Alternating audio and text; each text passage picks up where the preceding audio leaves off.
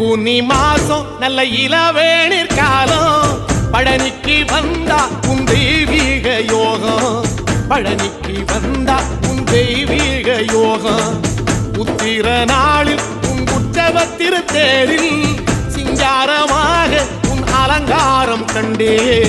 அலங்காரம் காண நான் ஆனந்தமானே கைலாசன் மகராசா உன் வாசல் வந்தேனே குளிரான பன்னீரால் அபிஷேகம் கண்டேனே